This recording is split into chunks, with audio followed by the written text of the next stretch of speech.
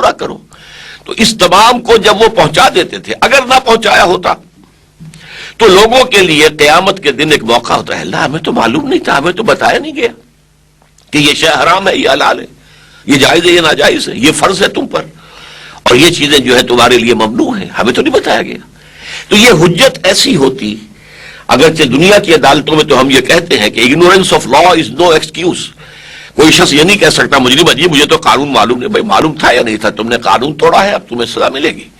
لیکن اللہ کے ہاں یہ بات نہیں ہے، اگنورینس جو ہے وہ ایک ایکسکیوز بنے گی. اے اللہ ہمیں تو پہنچائی نہیں گئی بات، ہمیں تو نہیں بتائی گئی، تو ہمارا محاسبہ کس بنیاد پر؟ لہذا نبی اس دعوت کو پہنچاتے تھے اور اپنے عمل کر کے اپنی زندگی میں دکھاتے تھے، تاکہ لوگوں کے پاس کوئی عذر باقی نہ رہ جائے قیامت کے دن کہ اللہ ہمیں پتہ نہیں تھا، ہمیں بتایا نہیں گیا تھا. اچھا، جو لوگ ان میں سے مان لیتے تھے اور صحیح عمل کرتے تھے ان کو بشارت دیتے تھے تمہارے لیے جنت ہوگی آخرت میں. جو لوگ انکار کرتے تھے، اڑ جاتے تھے اپنے کفر پر، تکذیب کرتے تھے انبیاء کی اور ان کی لائی ہوئی تعلیمات کی، ان کے لیے وہ نذیر بن کر آتے تھے، خبردار کرنے والے، دیکھو موت کے بعد تمہارا ٹھکانہ جہنم ہوگی. تو یہ بشارت اور انذار اور دعوت یہ نبوت کا اولین مقصد ہے. اس کے لیے دو اصطلاحات آپ سامنے لے آئیں. اتمام حجت، نبی نے بات پہنچائی اور جس کا حق تھا ادا کر دیا پہنچانے کا، اور اس کا اپنا عمل بھی پیش کر دیا، ثابت کر دیا، تو گویا کہ حجت قائم ہو گئی ان پر آخری درجے میں. دوسری اصطلاح قطع عذر، کہ لوگوں کی طرف سے عذر ختم ہو جائے. وہ یہ جیسے میں نے کہا کہ وہ یہ نہ کہہ سکے، پلیڈ نہ کر سکے اگنورنس کہ ہمیں تو معلوم نہیں تھا. تو ان کی اس عذر کو ختم کرنے کے لیے اتمام حجت کے لیے نبی آئے، قطع عذر کے لیے نبی اور رسول بھیجے گئے. یہ ہے نبوت کا بنیادی مقصد. چنانچہ نبی اکرم صلی اللہ علیہ وسلم کی بعثت کی ضمن میں بھی یہ بنیادی مقصد جو ہے نبوت و رسالت کا وہ موجود ہے. میں نے آپ کو سورہ احزاب کی آیت سنائی، یا ایھا النبی انا ارسلناک شاہدا ومبشرا ونذیرا وداعیا الی اللہ باذنہ وسراجا منیرا. اے نبی صلی اللہ علیہ وسلم، ہم نے آپ کو بھیجا ہے گواہ بنا کر، حق کی گواہی دینے والے، قول سے عمل سے، پھر بشارت دینے والے جو اس راستے کو اختیار کر لیں، اور پھر خبردار کرنے والے انہیں جو اس کا انکار کرے اور کفر کرے، اور اللہ کی طرف بلانے والے اس کے حکم سے، اس کے اذن سے، اور پھر آپ کو روشنی کا، ہدایت کا ایک چراغ، روشن چراغ بنا دیا. یہ حیثیتیں وہ ہیں کہ جو تمام انبیاء میں اور حضور میں مشترک ہیں. تمام انبیاء نذیر بھی تھے، بشیر بھی تھے، داعی اللہ بھی تھے، اپنی اپنی جگہ پر ہدایت کا چراغ بھی تھے.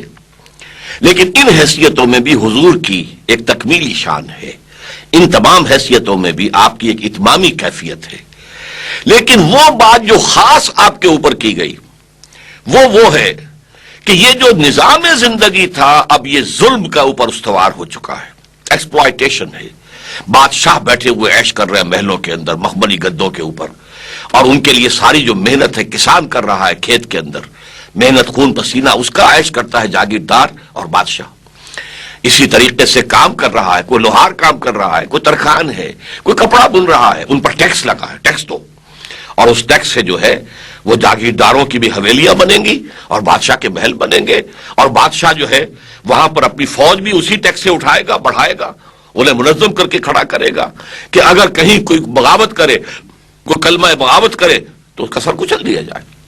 یہ نظام جب ظلم کا آ گیا ہے تو اب اے محمد صلی اللہ علیہ وسلم، جو آپ کو دین حق دیا گیا ہے، یہ نظام عدل ہے، یہ نظام اعتدال ہے، یہ نظام توازن ہے، یہ انصاف پر مبنی نظام ہے. اس نظام کو قائم کر کے دکھائیے تاکہ حجت قائم ہو سکے. اگر یہ نظام آپ صرف کتاب میں لکھا ہوا پیش کر دیں گے تو ظاہر بات ہے کہ وہ حجت نہیں بنے گی. جیسے انفرادی سطح پر جس بات کی آپ دعوت دے رہے ہیں، نماز پڑھو تو آپ نماز پڑھ کے دکھائیں، روزہ رکھو تو آپ روزہ رکھ کر دکھائیں، جہاد کرو تو آپ جہاد کے اندر خود آگے سے آگے ہوں. اسی طریقے سے جب آپ پر دین حق مکمل ہو گیا، کامل نظام جو مبنی بر عدل و انصاف ہے، جو معتدل ہے، جو متوازن ہے، جس میں تمام کے حقوق معین کر دیے گئے، اس نظام کو قائم کر کے دکھائیے، غالب کر کے دکھائیے. یہ ہے وہ مشن جو محمد الرسول اللہ صلی اللہ علیہ وسلم کا تکمیلی مشن ہے۔ چنانچہ اس ضمن میں میں نے ایک تو آپ کو سورہ حدید کی آیت نمبر 25 سنائی ہے۔ ارشاد ہوتا ہے لقد ارسلنا رسلنا بالبینات وانزلنا معهم الکتاب والمیزان لیقوم الناس بالقسط۔ ہم ہی نے بھیجے اپنے رسول صلی اللہ علیہ وسلم اور علیہم الصلوۃ والسلام، ان سب کو ہم نے بھیجا۔ ان کو کیا کچھ دیا؟ بینات۔ بینات کہتے ہیں بالکل روشن، مبرہن، از خود واضح چیز کو کہتے ہیں بین سی بات ہے۔ بھائی کیا ہو گیا، تمہاری سمجھ میں کیوں نہیں آ رہی؟ بین سی بات جو بالکل واضح ہو۔ تو بینات سے مراد وہ تعلیمات بھی ہیں جو وہ ایمان کے ضمن میں لائے، جو فطرت انسانی میں پہلے سے موجود ہیں، اور دوسری طرف وہ معجزات بھی ہیں جو انبیاء اور رسولوں کو دیے گئے ثبوت کے لیے کہ یہ اللہ کی طرف سے فرستادہ ہے، بھیجے گئے۔ اور اس کے ساتھ ہی فرمایا وانزلنا معهم الکتاب والمیزان، ان کے ساتھ ہم نے کتاب اتاری، شریعت اتاری، قانون اتارا، لوگوں کے حقوق معین کیے، بیوی کے کیا حقوق ہیں، کیا فرائض ہیں، شوہر کے کیا حقوق ہیں، کیا فرائض ہیں، جو حاکم ہوں ان کے کیا حقوق ہیں، کیا فرائض ہیں، اور جو بھی اس وقت رعیت ہے اس ماحول کے اندر جو ان کے کیا حقوق ہیں، کیا فرائض ہیں، سرمایہ دار کے کیا حقوق ہیں، کیا فرائض ہیں، اسی طریقے سے مزدور کے کیا حقوق ہیں یا کیا فرائض ہیں۔ ہم نے ایک نظام دیا ہے اور ترازو دیے ہیں، اس میں تولو، جو جس کا حق ہے اس کو عطا کرو، اور اگر کسی نے کسی اور کا حق غصب کیا تو اسے چھینو۔ چنانچہ یہی بات کہی تھی حضرت ابو بکر رضی اللہ تعالی عنہ نے جب بیعت خلافت ان کے ہاتھ پر ہو گئی، تو جو خطبہ انہوں نے ارشاد فرمایا تھا، بڑے پیارے الفاظ اس میں تھے، تم میں سے جو قوی ہے وہ میرے نزدیک ضعیف رہے گا جب تک کہ اس سے حق وصول نہ کر لوں، اور تم میں سے جو ضعیف ہے وہ میرے نزدیک قوی ہوگا جب تک کہ اسے اس کا حق دلوا نہ دوں۔ تو فرمایا یہ ہم نے سب کچھ کس لیے کیا؟ نبی کیوں بھیجے، رسول کیوں بھیجے، رسولوں کو معجزے کیوں دیے، انہیں کتاب اور شریعت کیوں دی، میزان کیوں اتاری؟ مقصد کیا ہے؟ لیقوم الناس بالقسط، لوگ عدل پر قائم ہوں، جو جس کا حق ہے اسے ملے۔ باپ مرے تو بیٹوں کا جو حصہ ہے، بیٹیوں کا جو حصہ ہے، بیوہ کا جو حصہ ان کو دیا جائے۔ یہ سارے حقوق اور فرائض ہم نے معین کر دیے تاکہ لوگ عدل پر قائم ہوں۔ اچھا، جیسا کہ میں نے عرض کیا، سوشل ایولیوشن میں یہ نظام ابھی رفتہ رفتہ بڑھ رہا تھا۔ ابھی وہ نظام، جب غاروں میں ہم تھے تو کوئی نظام تھا ہی نہیں، پھر قبائلی نظام ہوا، مختصر سا نظام، پھر سٹی اسٹیٹس آئیں، اور پھر اس کے بعد امپائرز قائم ہوئی، تو نظام ایک محکم نظام جس میں انسان جکڑا گیا بری طریقے سے۔ تو اس کے علاج کے طور پر اللہ تعالیٰ نے دین حق کو کامل کر کے محمد الرسول اللہ پر اتار دیا صلی اللہ علیہ وسلم۔ چنانچہ حضور کی جو شان ہے امتیازی، کہ وہ الفاظ جو کسی اور رسول کے لیے نہیں آئے قرآن میں ایک مرتبہ بھی، نہ حضرت ابراہیم کے لیے، نہ حضرت نوح کے لیے، نہ حضرت موسیٰ کے لیے، نہ حضرت عیسیٰ کے لیے علیہ الصلوۃ والسلام، وہ الفاظ حضور کے لیے 3 مرتبہ آئے قرآن مجید میں۔